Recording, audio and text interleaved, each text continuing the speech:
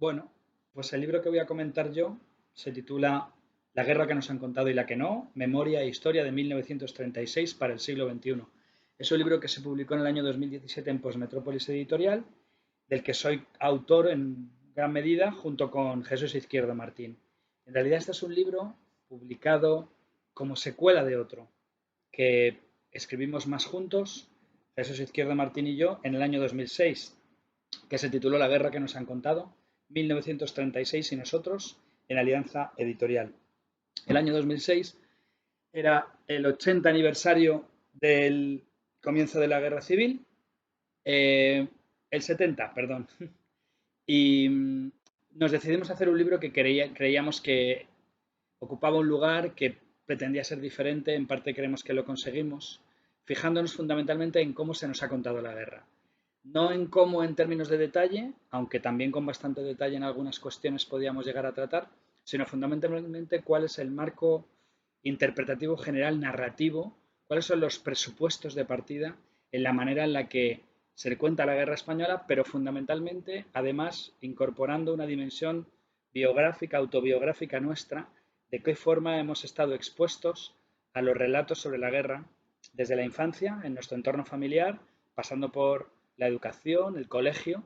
en nuestro caso no tanto, digamos, por los estudios, pero sí por haber estudiado en un colegio que era relativamente emblemático de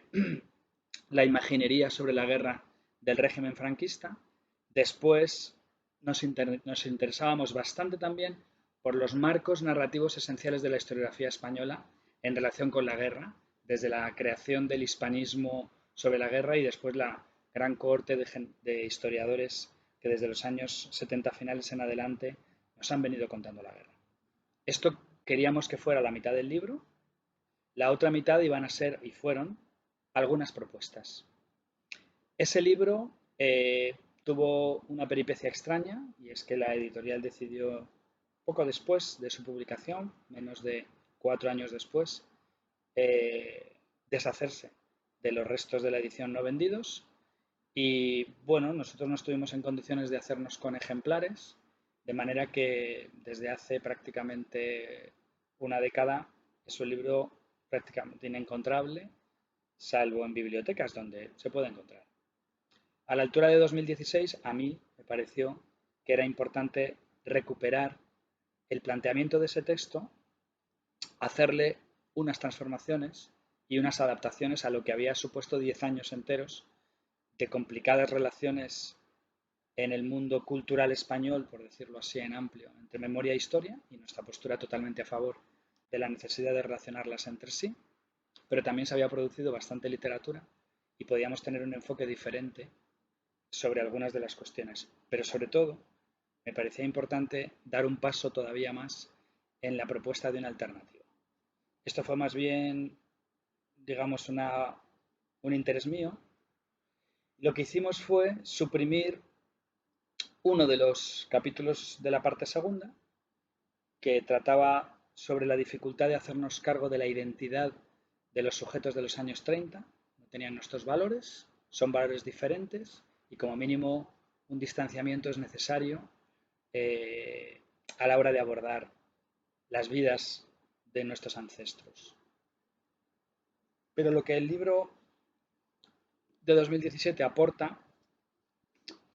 fundamentalmente de autoría mía, son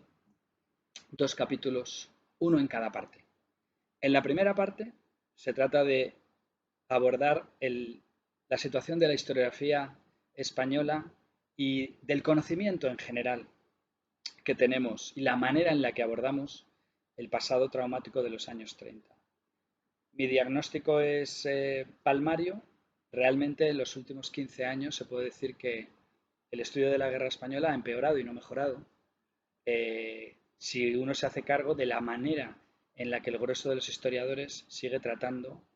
el asunto y sigue abordando pues la cuestión de las causas, las razones, las motivaciones y los fenómenos fundamentales que tienen que ver con la guerra. De hecho, se puede argumentar, y es parte de lo que aparece en el capítulo que se añade de esa parte primera, que hay bastantes trabajos que están hechos desde fuera de la historiografía, que permiten comprensiones más agudas, más completas, en ocasiones más incisivas sobre todo, acerca de lo que significa la fractura del año 36 en la cultura española. Hay además experimentos y nos hacemos cargo de algunos de ellos, me hago yo cargo de algunos de ellos, en el terreno de las artes documentales que abordan la complejidad psicológica de los defensores de la República y, digamos, los miembros de colectivos fuertemente marcados por visiones utópicas acerca de eh, alternativas a la sociedad española, socialistas, comunistas, anarquistas, que pueden aportar un tipo de luz diferente a la cuestión que en realidad centra la aportación de la segunda parte de, del libro, que tiene que ver con dejar de ver la guerra española como una guerra civil prioritariamente. Este es el esfuerzo mayor que yo quiero comentar como mi aportación a este libro de 2017, eh, un planteamiento completo, diferente, acerca del centro de atención fundamental que deberían tener los estudios sobre el periodo que arranca con el golpe de Estado fallido de 1936 y de hecho en realidad desde en buena medida antes. Fundamentalmente el argumento es que la guerra española no es principalmente una guerra si se mira desde la perspectiva de los derechos humanos y de la construcción de la ciudadanía contemporánea. Es una quiebra brutal en los derechos humanos y, por supuesto, también en la construcción de una ciudadanía participativa que produce, eh, además, un orden eh, atravesado por lógicas claramente exterministas que necesitan sobre civiles, sobre ciudadanos, que necesitan ser analizadas desde una perspectiva diferente a la de una guerra civil. El texto tiene algo más que eso, porque lo primero que plantea es que el concepto de guerra civil que se ha venido aplicando al año 36 español, siendo perfectamente no solo legítimo, sino de hecho popularizado, no se adecua al concepto, a la concepción, a la categoría analítica de guerra civil. Una guerra civil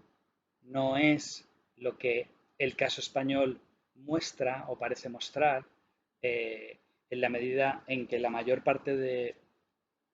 eh, las masacres de civiles se producen fuera de los escenarios bélicos como tales, pero además fundamentalmente porque una guerra civil en la tradición occidental tiene que ver fundamentalmente con la defensa de la ciudad frente a sus enemigos y no con un conflicto entre dos partes de una sociedad, que es la forma en la que los hispanistas primero, en los años 60 y después los historiadores de los años 70 y 80, convirtieron en una especie de fetiche, de categoría cerrada en sí misma, autoevidente, cuando en realidad con ello estaban más bien reproduciendo el, la definición más ideológica que la transición a la democracia y su categoría base, la reconciliación, reclamaba. La idea de que aquí ha habido una sociedad que se ha partido en dos. Y eso es lo que es una guerra civil. Bueno, en la tradición occidental, guerra civil es otra cosa. Guerra civil es fundamentalmente la defensa de la ciudad y sus libertades contra sus enemigos. Todas las sociedades que han tenido procesos de construcción de ciudadanía han tenido guerras civiles, todas, solo que no han durado 3 años y normalmente no han sido a veces ni fenómenos políticos, digamos, más allá de un golpe de Estado o bien una revolución, que podría ser su versión contraria, ¿no? Esto es interesante ya de por sí porque nos presenta una república mucho más natural, como una democracia, como cualquier otra, sujeta, sometida, en un momento dado a una prueba de fuego en torno de sus libertades. Evidentemente, en este caso, fracasada esa prueba de fuego, pero en cambio, habiendo logrado una defensa prolongada en el tiempo de la ciudadanía. Es en ese contexto que se abre de 3 años en los que lo que importa ante todo son las matanzas de civiles, por lo menos desde una perspectiva de una historia de la ciudadanía y de los derechos humanos, lo que no está bien colocado como pieza fundamental del estudio de los orígenes de la España posterior a la Segunda República. Y evidentemente la necesitamos. Mi argumento es que rompe completamente con cualquier posibilidad de tener una mirada equidistante y un sopesamiento a partes iguales entre crímenes, muertos, por la sencilla razón no solamente de que las matanzas de civiles por parte del bando franquista son muy superiores a las del bando republicano, sino por una cuestión mucho más cualitativa o esencialmente cualitativa, que consiste en que se trata de muertes sobre víctimas, obviamente, pero por victimarios que son distintos. El tipo de victimario que produce el franquismo es un victimario que no tiene en su interior moral ningún referente fuerte acerca de la necesidad de deliberar acerca de qué se hace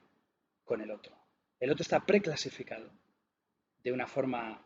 no deliberativa, no típicamente ciudadana, muy anticívica. Está preclasificado como un enemigo natural. Por eso con él se va a poder hacer cualquier cosa, desde matarlo hasta reconvertirlo, hasta esclavizarlo, hasta expropiarlo, quitarle cualquier condición de una ciudadanía que el propio bando franquista descompone prácticamente de toda una tradición de apenas 100, de alrededor de 100 años. Este es un poco el esquema de partida de un capítulo entero que se titula Erradicar la ciudadanía, con un argumento fuerte acerca de que el fundamento de las matanzas franquistas es el de extirpar hasta la raíz a un tipo de sujeto ontológicamente definido como el antiespañol y por lo tanto el anti-ser humano, prescindible y represaliable por definición. Y se propone una comparación de cómo los victimarios del bando republicano, que son claramente reconocibles también, hay represión. En el bando republicano tienen una condición antropológica diferente. Son otro tipo de sujetos que represalían. Bueno, esto es un poco lo que he querido contar en ese capítulo, con un cierto detalle, y ahí queda para pues la polémica. Muchas gracias.